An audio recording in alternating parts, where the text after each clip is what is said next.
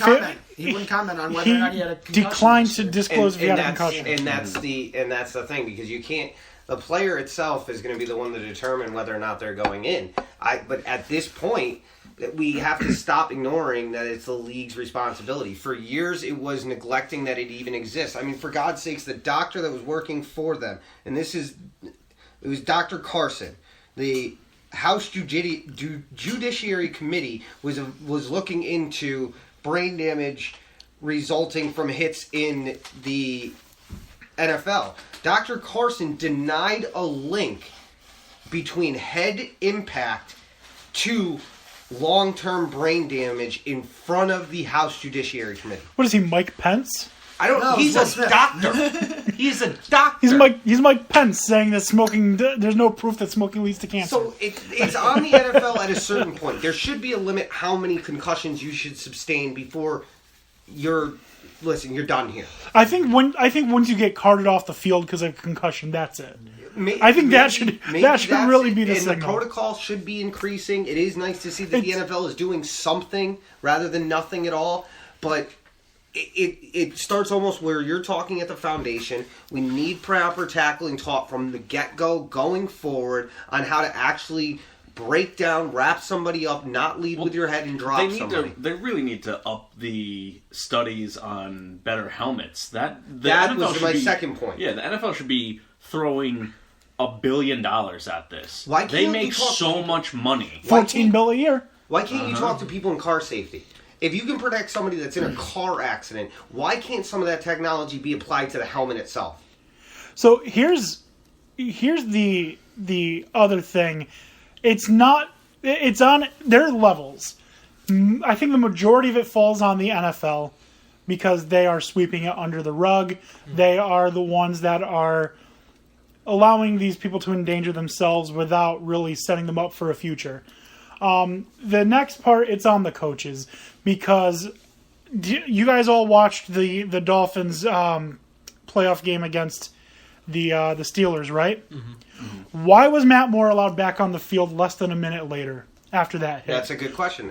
Whether he says I'm good to go or not, Adam Gase should have been like, take a sit for a minute, buddy. Take a sit. That shouldn't be his choice in that scenario. Like with Tony Romo. And where were the concussion spotters there, too? His helmet turned all the way around. Exactly. All the way around. Big impact to the head area should immediately have people evaluating for concussion. The other thing that I think, because there's really no real penalty for hitting someone in the head, yeah, you get a 15-yard unsportsmanlike conduct. Is that really... They get fined. Okay, you get fined, but what if they implement the targeting rule from college football? If you maliciously hit someone in the head and follow these other these other criteria, you get suspended for a game and you lose your pay. You lose that check, that game's check. That would apply to the NFL, because obviously college kids aren't getting paid. They're getting robbed. Yeah. I mean, it depends. If you go to Miami, you might get paid. Well, yeah, depends on where you go and who's really leading the charge in that program. If you go to Miami or SMU, you might get paid. Baylor, you can get away with maybe some sexual misconduct. Listen, Miami, you get paid. Ole Miss, you get laid. Yeah. There it is. Sometimes not consensually, but what are your motivations? Yeah, right. So, well, NCAA is a non-for-profit. Let's be real. Right. So, I have some questions I want to go through, and I want you guys to answer for me. Will this CTE issue kill football? No. Can't. It won't kill it. It won't kill it. It may damage some of its reputation, lose a few viewers, maybe lose some talent to other sports, but it won't kill it. Yeah. It's too big to die. Okay. I think longevity... It should be a long-term... Yeah, I think longevity, it's not going to kill it, but it's going to... Not in our lifetime. The talent level is going to drop significantly. So you think the level of quality of product is going to decrease? Yes. I think we will lose... tremendous athletes to other sports. That was my next question. All right. If you have kids, will you let your kids play football? Sure. They want to. Yeah, I would, but I don't think I would. See, that's a double-edged sword. I probably would. Yeah. Okay. I don't know if I would let them so early. I think middle school, depending on proper tackling. We're going to talk about that because I have a way that I think can really. I think that help. As a kid, I thought it was funny. My parents didn't let me play Pop Warner or anything. They wouldn't let me play football until I got to high school, and That's dangerous. I definitely. I guess I don't know if they thought it was a development thing or something like that, but where they thought that the brain wouldn't do much growing after that. But either way, what we know now. I don't know. I think there's plenty of other options out there for them to compete in and have that camaraderie with teammates. That you have a kid who says, "Dad, I want to play running back. I want to be a running back for the football team." I would support my child 100%, and if they wanted to do that, then I would support them, and I would try to figure out every way to make sure that they were as safe as possible, and that's how I would look at it. But I would strongly present them with the risks of the risks of what's going on. But if you they have wanted to to do hesitant. it, I would let them do it. I think the other factor is you have to get a feel on the program and the coaches.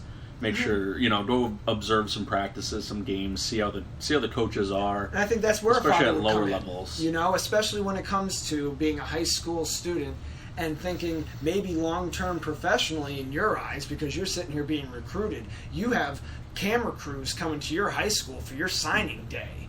But as a parent, you should be looking at all these letters that come in.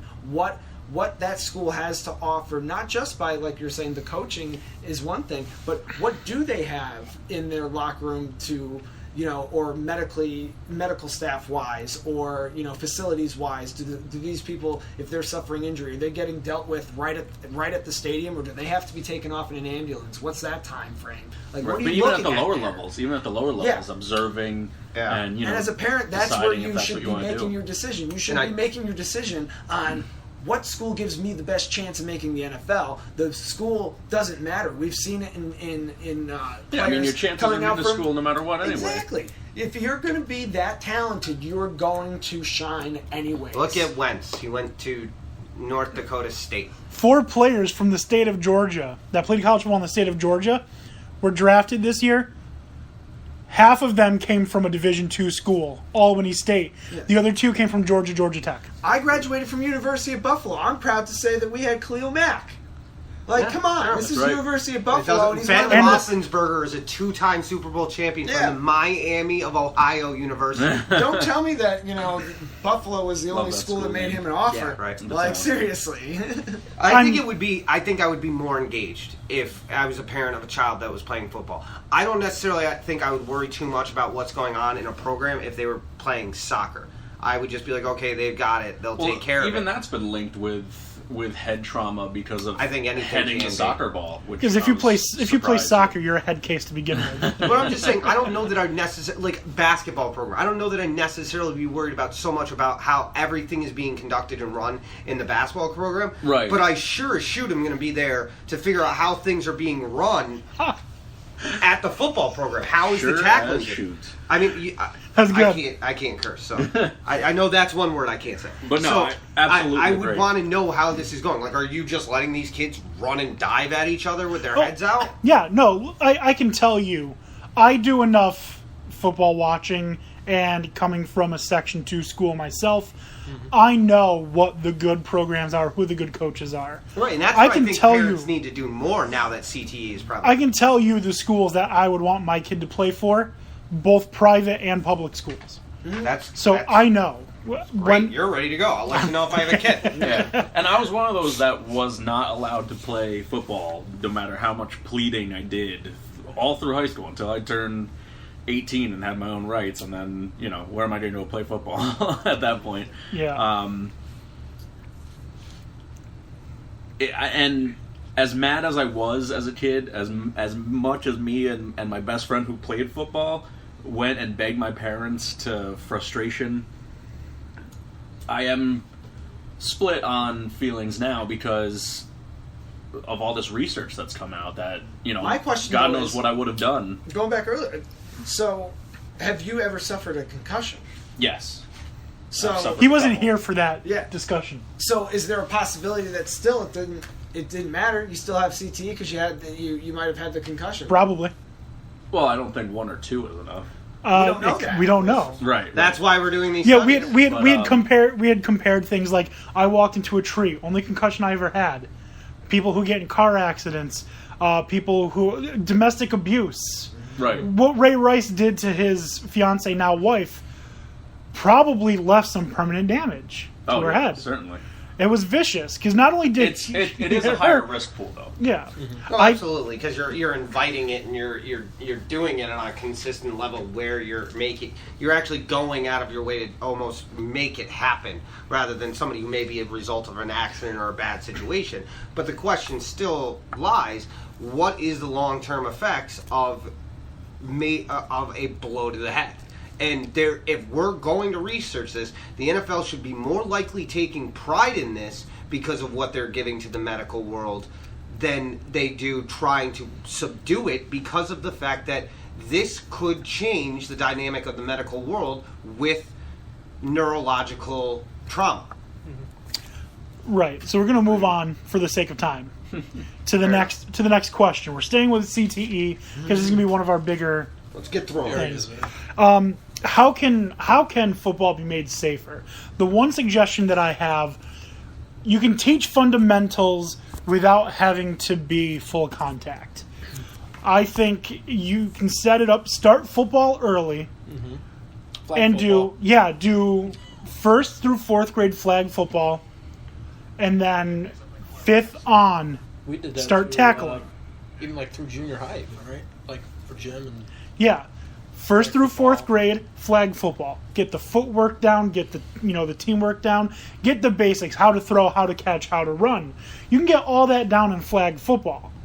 All right. Then, like I said, starting 5th grade, you begin tackling and then going on that way. What do you think about that? I agree with it. I think that it should be limited into what kind of contact you're making through people, and limiting the contact, especially in the brain's developmental age. But I also think that it lies at the feet of the NFL to take more of a stance in trying to increase the study and increase the information we're getting, and it's on them to increase the safety. And specifically, like Dan was saying, why isn't there more money not going into the development of helmet safety? Why is that not something that the NFL is willing to invest money in, or isn't investing that money in? I think another thing that you got to look at in addition to the helmets is the ground that they play on. Like turf looks nice and it makes you faster, but man, is it hard. Dirt gives a lot more than turf does. So do you? I think there was a study on that. Turf on what people were landing on. And it's like the rubberized new turf that they're starting to make is. It's more time in the impact, which is good. It slows down. It's not a sudden, slamming stop like regular turf was. Awful. If you've never played on regular turf, if it's not installed well, oh my God, you is might it as well be bad. playing concrete. Yeah, because it's gonna buckle. You're gonna trip. You're gonna mess up your knee. It's exactly like if you've never walked on an uneven concrete floor. That's like what playing on bad turf is. Mm-hmm. I feel like it's a gladiator pit. Like we can make all the evolution and these strides in technology with protecting them, but I think it's just going to have to get better and better from there until it affects the game. And I don't see any way that this doesn't affect the game. Like I feel like whatever they do to try to make it safer for the players is going to have a direct correlation on how the game's played, and I don't see it being something that will end. I think that it's a snowball effect until. Well, there's always going to be a degree of risk, but we should take whatever steps we can to lessen it. But with the study that we just had, it shows that they're pretty much coming into the league with CTE already. Yeah, that's I think where you look at that's issues. The development from the start. Yeah, that's where you look at issues like head coaches who are just like puppy mills for these football players. These football players, they play at a sloppy high school where they don't learn anything, and then they take it to a prep school to refine their skills.